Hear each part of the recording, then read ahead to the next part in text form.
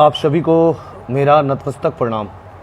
मैं Vicky Kumar Vajpayee, social activity and social worker. बहुत जल्दी हमारी एक न्यूज़ चैनल भी आ रही है और वो न्यूज़ चैनल गवर्नमेंट रजिस्टर्ड होगा और हम लोग जनता की आवाज़ और न्यूज़ एनालिसिस करेंगे। जो भी रिव्यू हम लोगों का, जो भी न्यूज़ के बाद जो वास्तविक न्यूज़ होगी। न्यूज़ का मतलब समस्या होता है, समस्या को उजागर करना। न्यूज़ का मतलब जो आवाज़, जो मन की आवाज़, जो ज़रूरत की आवाज़, जो सामाजिक आवाज़, जो न्यायिक आवाज़ आप लोगों की जो सरकार तक नहीं पहुंच पाती है, उसको पहुंचाना।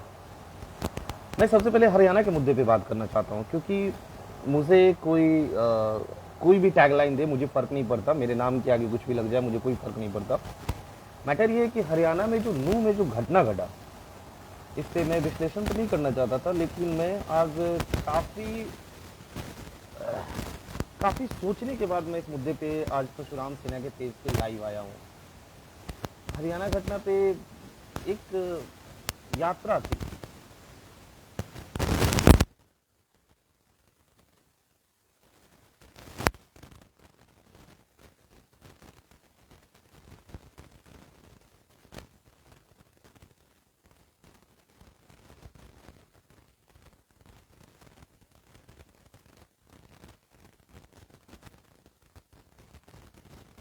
ये एक परिचालन करता है, एक सोशल मीडिया पे एक वीडियो डालता है कि आप सभी हरियाणा वासी, आप सभी नूह के रहने वाले व्यक्ति इस यात्रा में शामिल हो। इसमें कोई भी सामाजिक उद्वेदना खराब करने वाली कोई भी बातें नहीं थी।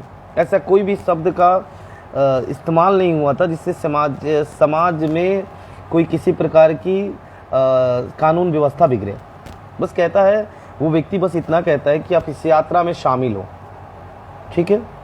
और वो फिर ऐलान करता है एक दिन पहले कि मैं 12 से 1 बजे के करीब में मैं भी इस यात्रा में शामिल होऊंगा। मैं आप सबसे ये जानना चाहता हूँ, या ये आप सबों को ये बताना चाहता हूँ कि इसमें गलत क्या है। मैं हिंदू हूँ या मैं किसी धार्मिक यात्रा में अगर मैं ऐलान कर रहा हूँ, मैं कह रहा हूँ कि मैं उस वक्त शामिल होऊंगा, तो इसमें कानून व्यवस्था कहाँ से बिगड़ जाती है और इसमें पत्थरबाजी दूसरे पक्ष क्यों कर रहे हैं, इसका मुझे कारण पता ही नहीं चला कि इसमें पत्थरबाजी दूसरे पक्ष के लोग क्यों कर रहे हैं। पत्थरबाजी करने का मुझे किसी प्रकार का कोई कारण पता ही नहीं चला कि इसमें कैसे वहाँ पे उस यात्रा पे कैसे पत्थरबाजी होने लगी। ये टोटली प्री प्लानिंग थी कि मुझे पत्थरबाजी करनी है। और तकरीबन 12 से 1 बजे के करीब में, 1 से 1:30 बजे के करीब में ये सूचना लोगों को यह अफवाह फैलती है कि मनु मनोशर आ गया है, इस यात्रा में शामिल होने वाला, या शामिल हो चुका है और पत्थरबाजी स्टार्ट हो जा रही है। इसका मुझे कारण पता ही नहीं चला। अगर मैं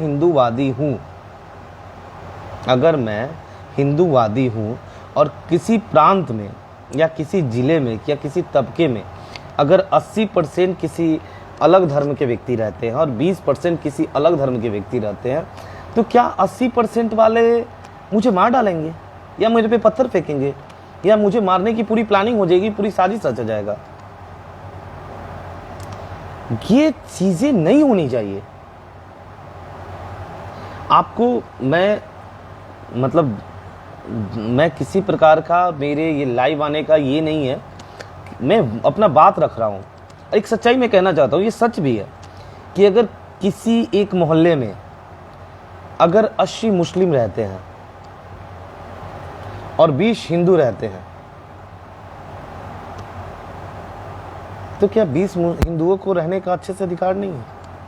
लेकिन अगर किसी मोहल्ले में 80 हिंदू रहते हैं और 20 मुस्लिम रहते हैं, तो वो अच्छे से रहते हैं भाई।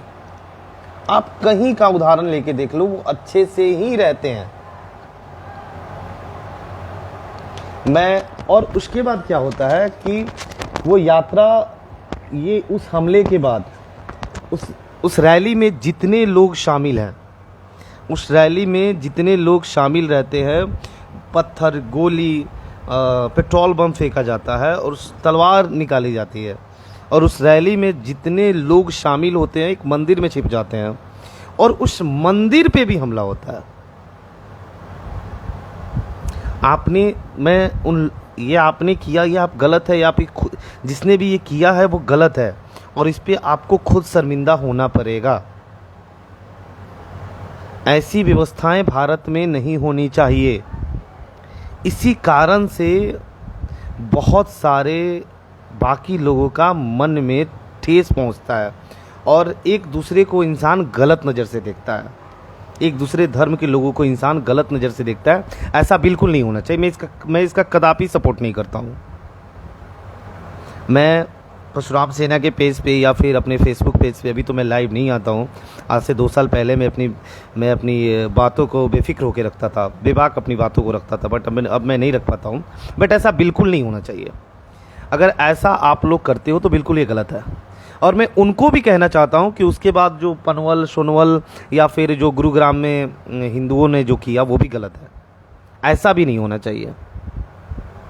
हर चीज़ के लिए कानून है और न्यायिक प्रक्रिया में हमारा भारत एक लोकतांत्रिक देश है। लोकतांत्रिक का मतलब होता है लोक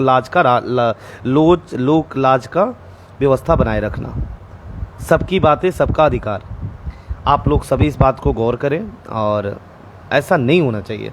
मैं सारे लोगों से अपील करता हूं कि कोई अगर अपने धर्म का प्रचार करता है उस पर हमला करने का आपका अधिकार नहीं है।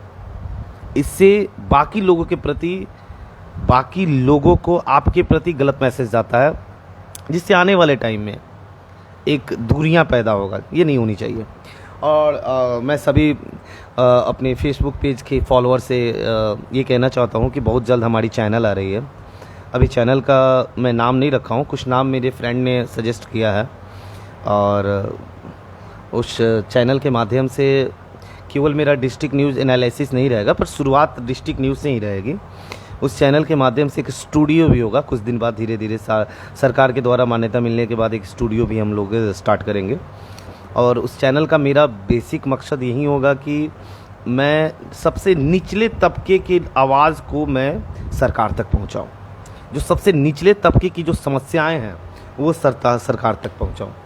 और एक मेरा मतलब पर्सनल एक विचार है जो मैं इसको पब्लिश करना चाहता हूं, जो आप लोगों की नज़र में लाना चाहता हूं।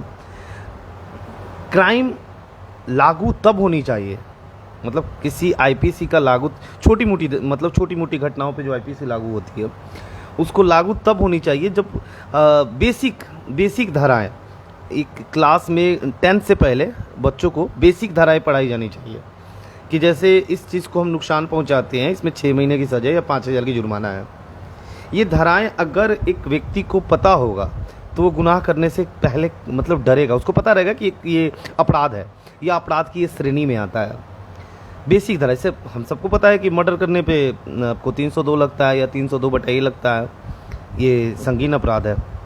हम सबको पता है कि मारपीट करना एक संगीन अपराध है। लेकिन कुछ ऐसे भी आईपीसी हैं जो छोटे मतलब जो एक आम इंसान को पता ही नहीं है और वो गलती से वो चीज़ कर देता है और उसके ऊपर कानून वो सज़ा का भागी हो जाता है। तो ये चीज़ें सबकी जानकारी होनी चाहिए।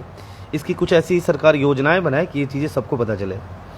और जैसे नगर पालिका की भी कुछ नियमावली होती हैं, जो नगर पालिका के जो कमिश्नरी होती है वो एक अपने क्षेत्र में कानून बनाते हैं।